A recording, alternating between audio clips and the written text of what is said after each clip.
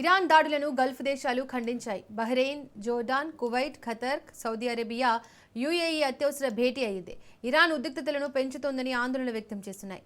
చాలా దేశాల సార్వభౌమత్వాన్ని ఉల్లంఘించినట్లు ఆరోపిస్తున్నాయి.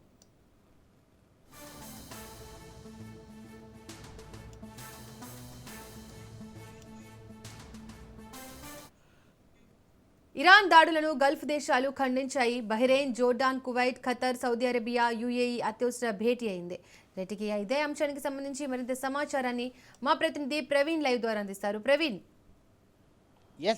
దీపిక, మొత్తంగా చూసుకుంటే కనుక ఇరాన్ దాడులను అయితే ఇప్పటికే గల్ఫ్ దేశాలు మొత్తంగా కూడా తీవ్రంగా ఖండిస్తున్నట్టుగా కూడా తెలుస్తుంది. అదేవిధంగా Bahrain, Jordan, Kuwait, Qatar, Saudi అరేబియాతో పాటు యూఏఈ అత్యవసర భేటీ కూడా కొనసాగించే అవకాశం ఉన్నట్టుగా కూడా తెలుస్తుంది. ఎందుకంటే గల్ఫ్ దేశాలపైన కూడా మొత్తంగా కూడా ఇరాన్ దాడులకు తెగబడుతున్న నేపథ్యంలో ఈ అత్యవసర భేటీ కొనసాగే అవకాశాలు ఉన్నాయంటూ కూడా చెప్తున్నటువంటి పరిస్థితులను చూస్తున్నాం.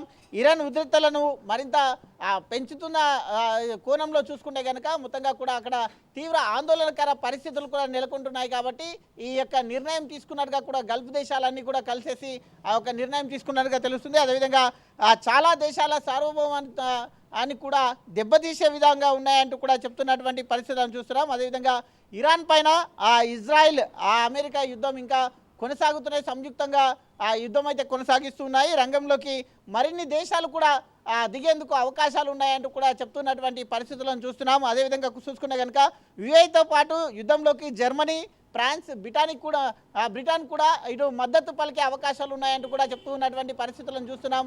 ఇప్పటికే మొత్తంగా చూసుకుంటే కనుక లెబసిన్లో ఉన్నటువంటి 50 గ్రామాలను ఇప్పటికే ఖాళీ చేయించారు. అక్కడ ఉన్నటువంటి ప్రజలందరినీ కూడా సురక్షిత ప్రాంతాలకు వెళ్ళాలంటూ కూడా అక్కడ ఉన్నటువంటి సైనిక దళాలు కానీ అక్కడ ఉన్నటువంటి అధికారులు కానీ ఇప్పటికే హెచ్చరికలు జారీ చేశారు. అక్కడ ఉన్నటువంటి ప్రజలను కూడా సురక్షిత ప్రాంతాలకు కానీ బంకర్లకు కానీ తరలించే ఏర్పాట్లను కూడా చేస్తున్నట్టుగా కూడా తెలుస్తుంది. అదేవిధంగా చూసుకుంటే కనుక అమెరికా, ఇజ్రాయెల్కు బ్రిటన్ సాయం అందించేందుకు కూడా ముందుకొచ్చినట్టుగా కూడా తెలుస్తుంది. కాబట్టి ఖచ్చితంగా అయితే సాయం అందిస్తామంటూ కూడా చెప్తున్నటువంటి సిచ్యువేషన్ చూస్తున్నాం. తమ బేస్లను వాడుకోవచ్చు అంటూ కూడా ఇప్పటికే బ్రిటన్ ఒక ప్రకటన కూడా వెలువరించింది. అయితే మొత్తంగా చూసుకుంటే కనుక రక్షణ నిమిత్తమే ఈ యొక్క బేస్లని వాడుకోవాలంటూ కూడా బ్రిటన్ చెప్తున్న నేపథ్యంలో తమ బేస్లని ఉపయోగించుకోవచ్చు అంటూ కూడా ఒక ప్రకటన చేసింది. మొత్తంగా అమెరికా, ఇజ్రాయెల్ దాడులతో పాటు ఇరాన్ కూడా ప్రతి దాడులను చేస్తుంది. అటు డ్రోన్లతోని, ఇటు క్షిపణులతోని కూడా అయితే దాడులతోని తెగబడుతున్నట్టుగా తెలుస్తుంది. ఇటు ఇజ్రాయెల్ కానీ అమెరికా కానీ రెండు కూడా ఇరాన్ పైన దాడి చేస్తున్నాయి. ఇరాన్ కూడా అదే లెవెల్లో ప్రతిఘటిస్తున్నట్టుగా కూడా తెలుస్తుంది. మొత్తంగా చూసుకుంటే కనుక అయితే ఆసియాలో ఉండేటటువంటి అమెరికా స్థావరాలపైన ఏవైతే ఉంటాయో ఆ యొక్క అమెరికా స్థావరాలపైన మొత్తంగా కూడా ఇరాన్ దాడి చేస్తున్నట్టుగా తెలుస్తుంది. అక్కడ ఉన్నటువంటి అయితే రాయబారి సంస్థలు ఏవైతే ఉంటాయో ఆ రాయబారి సంస్థలపైన కూడా నిన్నటి నుండి కూడా దాడులకు తెగబడుతున్నట్టుగా కూడా తెలుస్తుంది.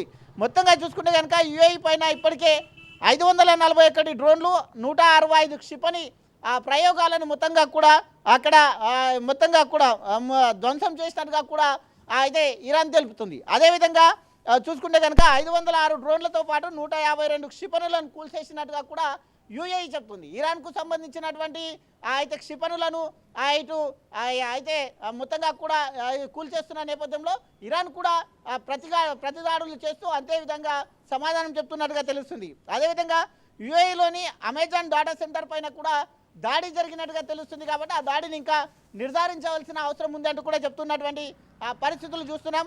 అదేవిధంగా కువైట్ పైన ఇరాన్ 97 క్షిపణులతో పాటు 283 డ్రోన్లను కూడా ఇప్పటికే ప్రయోగించినట్టుగా తెలుస్తుంది. అక్కడ చాలామంది గాయాల పాలైనట్టుగా తెలుస్తుంది. కొంతమంది మృతి చెందినట్టుగా కూడా తెలుస్తుంది. అయితే విధంగా కువైట్లో ఒకరు మృతి చెందగా 30 మందికి గాయాలైనట్టుగా కూడా ఇప్పటికే అధికారికంగా ప్రకటన చేశారు. ఈ యొక్క సంఖ్య ఇంకా పెరగవచ్చు అంటూ కూడా చెప్తున్నటువంటి పరిస్థితులు చూస్తున్నాం. ఇప్పటికే 45 క్షిపణులతో పాటు 9 డ్రోన్లను కూల్చామంటూ కూడా బహ్రెయిన్ చెప్తుంది. అదేవిధంగా ఖతర్ పైన 26 క్షిపణులు ప్రయోగించామంటూ కూడా ఇరాన్ చెప్తుంది. ఈ నేపథ్యం చూసుకుంటే కనుక ఈ యొక్క యుద్ధ వాతావరణం ఇంకా కొనసాగుతూనే ఉంది. ఎప్పటికప్పుడు మొత్తంగా కూడా ఇటు ఇజ్రాయెల్ కానీ ఇటు అమెరికా కానీ సంయుక్తంగా దాడులు చేస్తున్న నేపథ్యంలో ఇరాన్ కూడా అదే విధంగా అయితే దాడులకు తెగబడుతున్నట్టుగా కూడా తెలుస్తుంది. కాబట్టి మొత్తంగా చూసుకుంటే కనుక ఈ యొక్క ఇరాన్ చీఫ్ అయితే మృతి చెందిన ఘటనను తెలుసుకొని మొత్తంగా కూడా అయితే అదే విధంగా బదులిస్తామంటూ కూడా చెప్తూ ఉంది. దీనికి అంతకంతగా బదులిస్తాం ఖచ్చితంగా. దీని యొక్క ఏదైతే యొక్క దాడికి తెగబడినటువంటి ఇటు ఇజ్రాయెల్ కానీ ఇటు అమెరికా కానీ ఖచ్చితంగా బుద్ధి చెప్తామంటూ కూడా ఇరాన్ చెప్తున్నటువంటి పరిస్థితులను చూస్తున్నాం. ఇప్పటికే కొన్ని దేశాలలో మొత్తంగా కూడా షియా మతస్థులు ఎవరైతే ఉంటారో తమ మత గురువు కాబట్టి షియా మతస్థులు అందరూ కూడా ఇప్పటికే కొన్ని దేశాలలో సంతాపం వ్యక్తం చేస్తున్నారు, నిరసనలు కూడా వ్యక్తం చేస్తున్నారు. ఈ నేపథ్యంలో చూసుకుంటే కనుక అయితే ఇటు భారత్తో పాటు కూడా కొన్ని ప్రధాన పట్టణాలలో షియా మతస్థులు కూడా నిరసనలు వ్యక్తం చేస్తున్నారు. ఇటు పాకిస్తాన్ కరాచీలో కూడా నిన్న చూస్తున్నాం. అయితే అమెరికా రాయబారి సంస్థలు ఏవైతే ఉంటాయో వాటిపైన దాడులకు తెగబడినటువంటి దృశ్యాలను చూస్తున్నాం. ఆ యొక్క దాడులలో ఆ యొక్క అమెరికా అయితే సైనికులు ఎవరైతే ఉంటారో సైనికులు తిరగబడడం జరిగింది. ఆ యొక్క కాల్పులకు కూడా తెగబడడం జరిగింది. మొత్తంగా చూసుకుంటే కనుక ఖచ్చితంగా దానికి ప్రతిఫలం ఏదైతే ఇటు మొత్తంగా అమెరికా చేస్తున్నటువంటి దాడులకు ప్రతిఫలంగా మొత్తంగా కూడా ప్రతివాద దాడులు ఉంటాయంటూ కూడా చెప్తున్నటువంటి పరిస్థితులను చూస్తున్నాం. Thank you Praveen.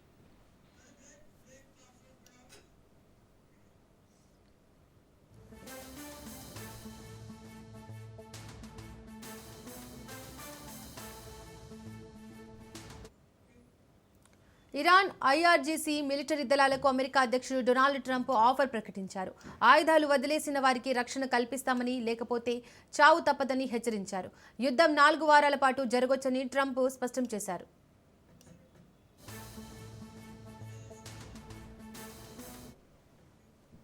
Iran IRGC military దళాలకు అమెరికా అధ్యక్షుడు డొనాల్డ్ ట్రంప్ ఆఫర్ ప్రకటించారు. ఆయుధాలు వదిలేసిన వారికి రక్షణ కల్పిస్తామని, లేకపోతే చావు తప్పదని హెచ్చరించారు. యుద్ధం 4 వారాల పాటు జరగొచ్చని ట్రంప్ స్పష్టం చేశారు. మరింత సమాచారాన్ని మా ప్రతినిధి సైదులు అందిస్తారు. సైదులు. దీపిక, అమెరికా అధ్యక్షుడు డొనాల్డ్ ట్రంప్ వైఖరి తాను పట్టిన కుందేళ్లకు 3 కాళ్ళన్నట్లు ఉంటుంది. ఆయన అనుకున్నది జరగకపోతే ఎంతకైనా తెగిస్తారు. ఇరాన్ విషయంలో అదే జరిగింది. అణు ఒప్పందం చేసుకోవాలని ఇరాన్ పై భారీగా ఒత్తిడి తీసుకొస్తున్నారు ట్రంప్. ఈ క్రమంలో వారిని తమ దారికి తెచ్చుకునే ప్రయత్నాలు చేస్తున్నారు. ఇందులో భాగంగా ఇజ్రాయెల్ తో కలిసి ఇరాన్ పై క్షిపణి దాడులు చేపట్టారు. ఈ క్రమంలోనే ఇరాన్ సైనికులను ఆయన గట్టిగా హెచ్చరిక జారీ చేశారు. ఇరాన్ లో భారీ విద్య పోరాటాన్ని మేము ప్రారంభించాము, కాబట్టి ఇందుకు ఆయుధాలు మీరు విడిచిపెడతారా లేదా చచ్చిపోతారా అని చెప్పేసి కూడా ఆయన ఒక ఆప్షన్ ఎంచుకోవాలని ఇరాన్ సైన్యాన్ని ట్రంప్ హెచ్చరిక చేయడం ఇప్పుడు చర్చనీయాంశంగా మారింది. అంటే అసలు ఆయుధాలే వదిలిపెట్టండి, లేకపోతే మాత్రం మీరు ఎవరు కూడా ఉండరు, అంతమైపోతారు అని చెప్పేసి కూడా ఒక గట్టి హెచ్చరికను ఆయన జారీ చేయడం జరిగింది. కాబట్టి ఇరాన్ పై ఇంకా భీకర దాడులు జరుగుతూనే ఉంటాయి అని చెప్పేసి కూడా ఆయన అన్నారు. దాదాపుగా కొన్ని రోజుల పాటు ఈ యొక్క దాడులు జరుగుతూనే ఉంటాయి. కాబట్టి ఇప్పటికైనా సరే ఇరాన్ సైనికులు ఎవరైతే ఉన్నారో వారందరూ కూడా ఆయుధాలని వదిలిపెట్టి చర్చలకు రాండి, మేము సిద్ధంగా ఉన్నామని చెప్పేసి కూడా ఆయన ఒక ప్రకటన చేయడం జరిగింది. కాబట్టి చూడాలి ఇక ఇరాన్ ఎటువంటి నిర్ణయం తీసుకోబోతుంది ఏంటి అనేది కూడా ఇప్పుడు చర్చనీయాంశంగా మారింది. ఇరాన్ లో అమెరికా సైన్యం భారీ యుద్ధ పోరాటాన్ని మొదలుపెట్టిన తర్వాత అతి భయంకరమైన ఇరాన్ దుర్మార్గపు పాలన నుంచి ఎదురే ముప్పు నుంచి అమెరికా పౌరులను రక్షించడమే తమ ప్రధాన లక్ష్యం అని చెప్పేసి అమెరికా అధ్యక్షుడు డొనాల్డ్ ట్రంప్ అంటున్నారు. అంతేకాదు అమెరికా ప్రయోజనాలు వ్యక్తులకు వ్యతిరేకంగా దశాబ్దాలుగా ఇరాన్ ప్రచారం నిర్వహిస్తుందని, ఇకపై దానిని తాము సహించబోమని చెప్పేసి కూడా ట్రంప్ హెచ్చరిక చేయడం జరిగింది. ఇస్లామిక్ రెవల్యూషనరీ గార్డ్స్ సాయుధ దళాలు ఇతర పోలీస్ విభాగాల సిబ్బందికి నేను ఒకటే చెప్తున్నాను, మీ ఆయుధాలు పక్కన పడేసి ప్రాణాలు దక్కించుకుంటారా లేదా దీనికి ప్రత్యామ్నాయంగా చావును కోరుకుంటారా, ఏదో ఒకటి నిర్ణయించుకోండి అని ట్రంప్ అల్టిమేటం జారీ చేయడం జరిగింది. కాబట్టి ఇప్పుడు ఎటువంటి నిర్ణయం అనేది తీసుకోబోతుందని కూడా చూస్తున్నారు. క్షిపణి పరిశ్రమను పూర్తిగా ధ్వంసం చేస్తామని చెప్పేసి కూడా ఆయన చెప్పడం జరిగింది. ఇరాన్ క్షిపణులు క్షేత్రస్థాయిలో క్షిపణి పరిశ్రమను నిర్వీర్యం చేస్తాము, పూర్తిగా తుడిచిపెట్టేస్తాం, వారి నావికా దళాన్ని నాశనం చేయబోతున్నామని ట్రంప్ ఉద్ఘాటించారు. ఈ పోరాటంలో అమెరికా సైన్యంలో ప్రాణ నష్టం అవకాశాలను కూడా ట్రంప్ ధృవీకరించారు. ధైర్యవంతులైన అమెరికా హీరోలను కోల్పోవచ్చు, మా వైపు కూడా ప్రాణ నష్టం ఉంటుంది, అయినా సరే ఎట్టి పరిస్థితుల్లో కూడా వెనక్కి తగ్గేది లేదని చెప్పేసి కూడా ఆయన అంటున్నారు. యుద్ధంలో ఇది తరచుగా జరుగుతుంది, కానీ మనం దీన్ని ఇప్పటి కోసం కాదు భవిష్యత్తు కోసం మనం చేస్తున్నాం, ఇది ఒక గొప్ప లక్ష్యం అని చెప్పేసి కూడా ట్రంప్ అన్నారు. ఇరాన్ ఎప్పటికీ అణ్వాయుధాలను సమకూర్చోరాదని ఆయన స్పష్టం చేశారు. ఎట్టి పరిస్థితుల్లో కూడా అణ్వాయుధాలను ఆయన ఇరాన్ సమకూర్చుకుంటే మాత్రం మేము ఊరుకునేది లేదు అని చెప్పేసి కూడా ఆయన అంటున్నారు. ఉన్నటువంటి అణ్వాయుధాలు ఏవైతే ఉన్నాయో అవన్నీ కూడా ఇప్పుడు వదిలేసి చర్చలకు వస్తే మాత్రం మేము సిద్ధంగా ఉన్నామని చెప్పేసి కూడా ట్రంప్ వ్యాఖ్యానించారు. Right Saidulu, thank you.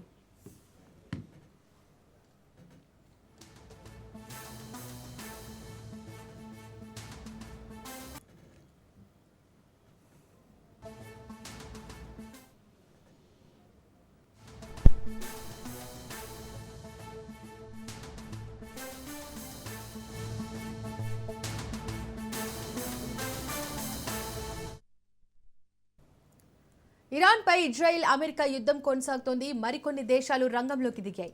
US తో పాటు యుద్ధంలోకి జర్మనీ, ఫ్రాన్స్, బ్రిటన్ దిగాయి. లెబనాన్లో 50 గ్రామాలు ఖాళీ చేయాలని ఇజ్రాయెల్ తెలిపింది. హెజ్బొల్లా స్థావరాలపై ఇజ్రాయెల్ దాడులకు పాల్పడింది. తమ బేస్లను అమెరికా వాడుకోవచ్చని బ్రిటన్ తెలిపింది.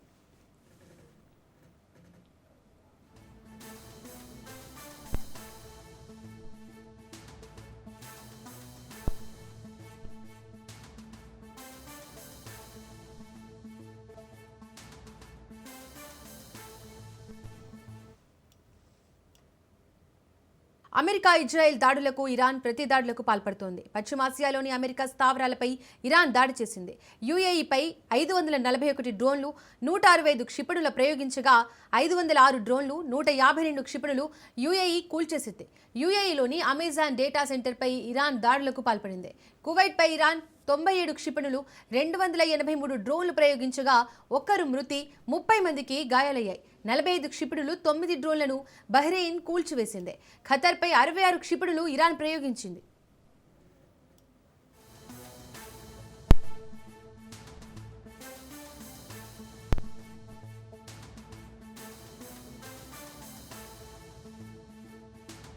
అమెరికా ఇజ్రాయెల్ దాడులకు ఇరాన్ ప్రతి దాడులకు పాల్పడుతోంది. పశ్చిమాసియాలోని అమెరికా స్థావరాలపై ఇరాన్ దాడి చేసింది.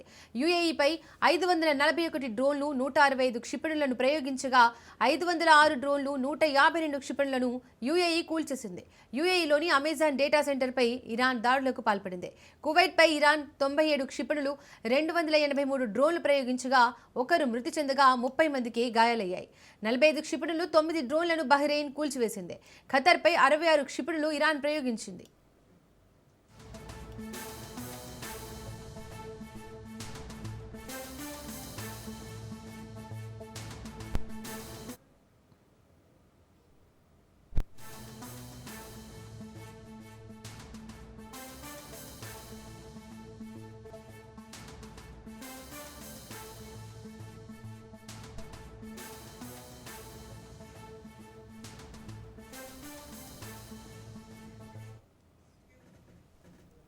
కుప్పకూలిన దేశీయ స్టాక్ మార్కెట్లు.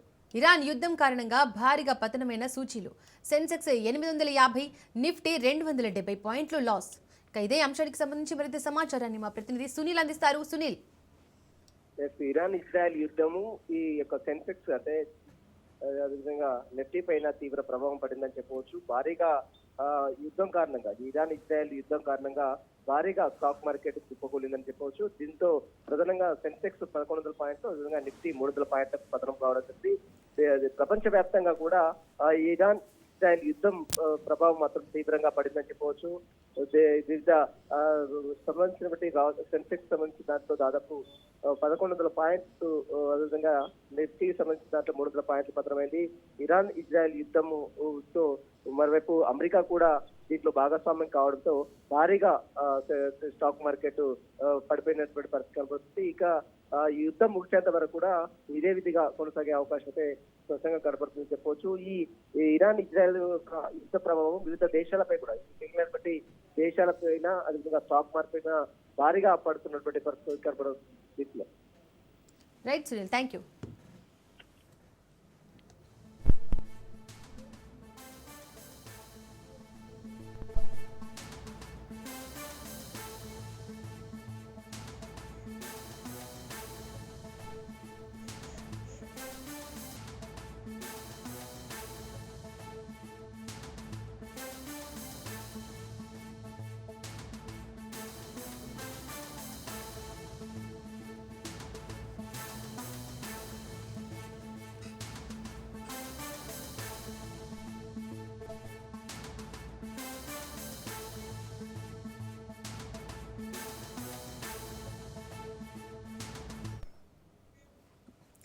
కాంగ్రెస్ అగ్రనేత రాహుల్ గాంధీ హైదరాబాద్ చేరుకున్నారు. శంషాబాద్ విమానాశ్రయంలో రాహుల్ కు సీఎం రేవంత్ రెడ్డి స్వాగతం పలికారు. కాసేపట్లో వికారాబాద్ కు రాహుల్ చేరుకోనున్నారు. డీసీసీ అధ్యక్షుల శిక్షణ తరగతులకు హాజరు కానున్నారు. ప్రస్తుత రాజకీయ అంశాలు, పార్టీ బలోపేతం తదితర అంశాలపై చర్చించనున్నారు. ఇదే అంశానికి సంబంధించి మరిన్ని డీటెయిల్స్ మా ప్రతినిధి రాజు అందిస్తారు. రాజు, దీపిక, లోక్సభ ప్రతిపక్ష నేత కాంగ్రెస్ పార్టీ జాతీయ అగ్రనేత రాహుల్ గాంధీ కొద్దిసేపటి క్రితమే హైదరాబాద్కు చేరుకోవడం జరిగింది. ఏదైతే వికారాబాద్ జిల్లాలో అనంతగిరి హిల్స్లో జరుగుతున్నటువంటి డీసీసీ అధ్యక్షుల ఏదైతే శిక్షణా తరగతులకు హాజరు కావడానికి ఆయన ముఖ్య అతిథిగా ఈరోజు రావడం జరిగింది. డీసీసీలకు సంబంధించి తెలంగాణ, ఆంధ్రప్రదేశ్ రాష్ట్రాలకు చెందిన డీసీసీలకు శిక్షణ తరగతులు గత నెల ఏదైతే 21వ తేదీన ప్రారంభం కావడం జరిగింది. ఈ 10 రోజుల పాటు కూడా కొనసాగుతా ఉన్నాయి. ఈరోజు చివరి రోజు కావడంతో ముగింపు సందర్భంగా ఆయన కీలకమైనటువంటి ఉపన్యాసం చేయబోతా ఉన్నారు. ఈ డీసీసీలకు ఒక దిశానిర్దేశం చేయబోతా ఉన్నట్టుగా కూడా మనకు కాంగ్రెస్ పార్టీ నుంచి సమాచారం అందుతా ఉంది. ముఖ్యంగా రాహుల్ గాంధీ డీసీసీల మీటింగ్లతో ఈయనలో పాల్గొనడంతో పాటు ప్రధానంగా ఏదైతే రాష్ట్రంలో ఉన్నటువంటి రాజకీయ పరిస్థితులపై కూడా ప్రత్యేకంగా రాజకీయ వ్యవహారాల కమిటీతో కూడా ఆయన సమావేశం కాబోతా ఉన్నారు. కొద్దిసేపటి క్రితమే ఆయన వికారాబాద్ చేరుకోవడం జరిగింది. వికారాబాద్కి ఇప్పటికే ఒకవైపు ఇరు రాష్ట్రాల పీసీసీ చీఫ్లు ఇటు మహేష్ కుమార్ గౌడ్ కావచ్చు, అదేవిధంగా అటు ఏపీ పీసీసీ చీఫ్ షర్మిల కూడా ఇప్పటికే అక్కడికి చేరుకోవడం జరిగింది. ఎస్ఏపీ ఏదైతే ఉన్నటువంటి వికారాబాద్లో ఉన్నటువంటి ఎస్ఏపీ ఆర్ట్స్ అండ్ సైన్స్ కాలేజీలో పొలిటికల్ అఫైర్స్ కమిటీ సమావేశం కాబోతా ఉంది. ఈ సమావేశంలో కూడా ముఖ్యమంత్రి రేవంత్ రెడ్డితో పాటు రాహుల్ గాంధీ, అదేవిధంగా డిప్యూటీ సీఎం మల్లుభట్టి విక్రమార్క, అదే పీసీసీ చీఫ్ మహేష్ కుమార్ గౌడ్తో పాటు ఏఐసీసీ నుంచి వచ్చినటువంటి కేసీ వేణుగోపాల్ కూడా ఇందులో పాల్గొనబోతా ఉన్నారు. ప్రధానంగా కాంగ్రెస్ పార్టీని మరింత బలోపేతం చేసే దిశగా కూడా ఈ సమావేశం లోపల కీలక నిర్ణయాలు తీసుకోబోతా ఉన్నారు. 2 రాజ్యసభ స్థానాలకు సంబంధించి అభ్యర్థుల ఖరారు కూడా ఈ సమావేశంలోనే కాబోతా ఉన్నట్టుగా కూడా మనకు తెలుస్తూ ఉంది. ఈరోజు ఎట్టి పరిస్థితుల్లో 2 రాజ్యసభ స్థానాలకు సంబంధించి అభ్యర్థులను ఫైనల్ చేసే దిశగా పార్టీ అయితే కసరత్తు చేయబోతా ఉంది. ఈ సమావేశంలో కీలక నిర్ణయం తీసుకోబోతా ఉన్నట్టుగా కూడా తెలుస్తూ ఉంది. ఈరోజు సాయంత్రం 4:30 వరకు కూడా రాహుల్ గాంధీ వికారాబాద్లోనే ఉండబోతా ఉన్నారు. కొత్త డీసీసీలకు కీలకమైనటువంటి దిశానిర్దేశం చేసిన తర్వాత సాయంత్రం 4:30 గంటలకు వికారాబాద్ నుండి ప్రత్యేక హెలికాప్టర్లో శంషాబాద్ బయలుదేరి వెళ్తారు. అక్కడి నుంచి ప్రత్యేక విమానంలో 5 గంటలకు ఢిల్లీ బయలుదేరి అక్కడి నుంచి ప్రయాణం అవుతారు. Deepika. Right Raju, thank you.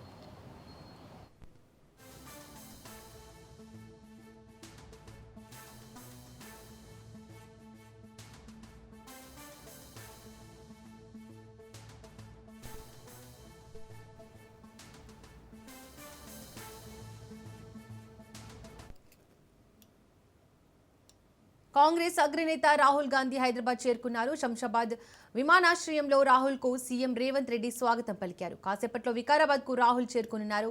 DCC అధ్యక్షుల శిక్షణ తరగతులకు హాజరు కానున్నారు. ప్రస్తుత రాజకీయ అంశాలు, పార్టీ బలోపేతం తదితర అంశాలపై చర్చించనున్నారు.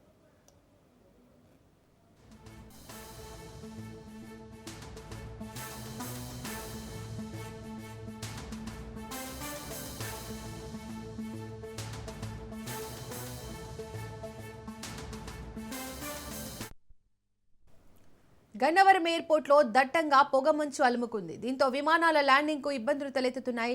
ల్యాండింగ్ కు ఇబ్బందులు తలెత్తడంతో పలు విమానాలు గాల్లో చక్కర్లు కొట్టాయి.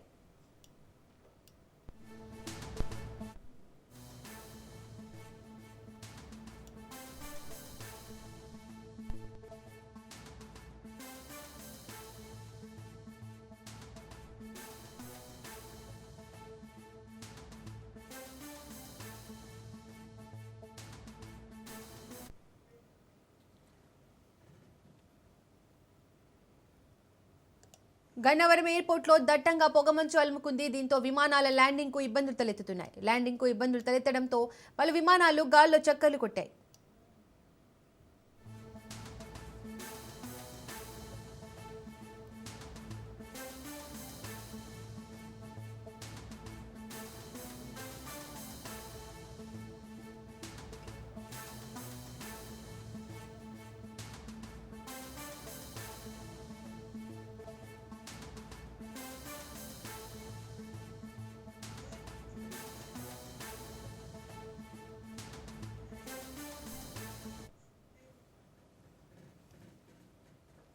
గన్నవరం ఎయిర్పోర్ట్లో దట్టంగా పొగమంచు అలుముకుంది. దీంతో విమానాల ల్యాండింగ్ కు ఇబ్బందులు తలెత్తుతున్నాయి.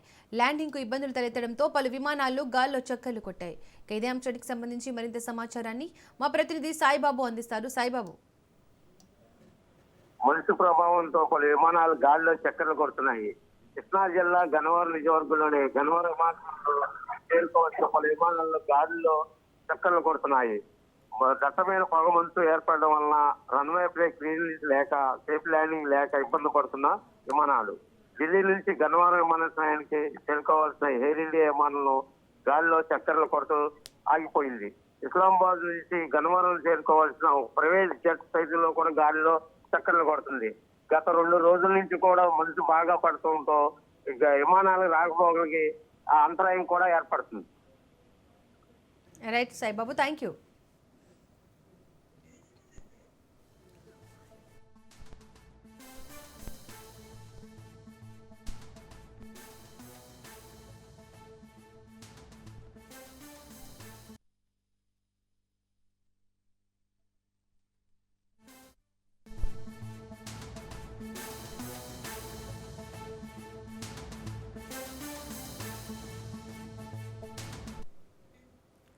వేట్లపాలెం ఘటనలో మృతుల సంఖ్య పెరుగుతోంది. జీజీహెచ్లో చికిత్స పొందుతూ మరొకరు మృతి చెందారు.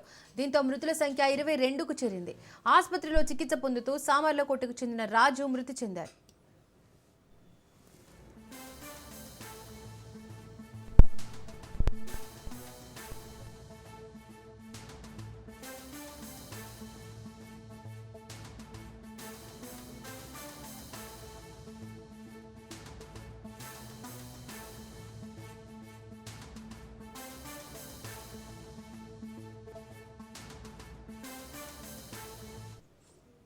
ఇదే అంశానికి సంబంధించి మరింత సమాచారాన్ని మా ప్రతినిధి సిద్ధు అందిస్తారు. సిద్ధు, వేట్లపాలెం ఘటనలో ఈ రోజు ఒకరు మృతి చెందారు. ఇంకా ఎంతమందికి చికిత్స జరుగుతుంది? వారి పరిస్థితి ఏంటి? కాకినాడ జిల్లా సామలకోట మండలం యాదపల్లం గ్రామంలో బాలికలను గత 2 రోజులు రాష్ట్ర వ్యాప్తంగా సందర్శించిందని చెప్పొచ్చు. సుమారు 22 మందిని ఈ బాణసంచ మృతులు ఉచ్చువద్ద పడిందని చెప్పొచ్చు.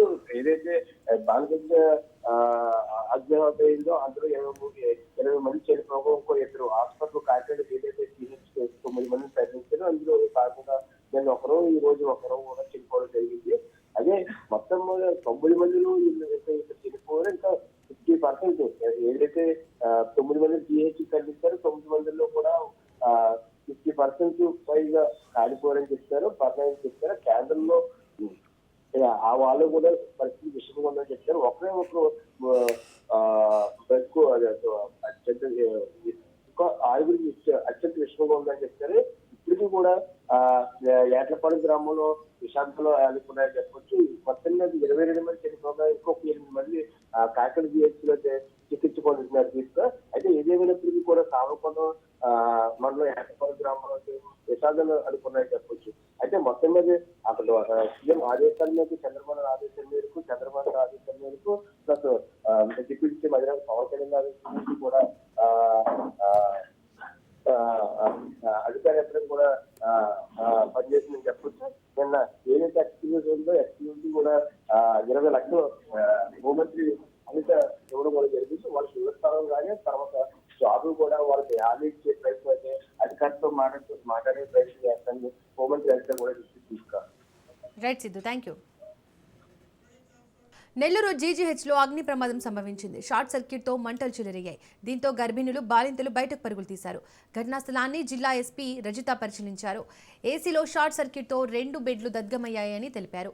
రోగులకు ఎలాంటి ప్రమాదం జరగలేదని వారిని సురక్షితంగా తరలించామన్నారు.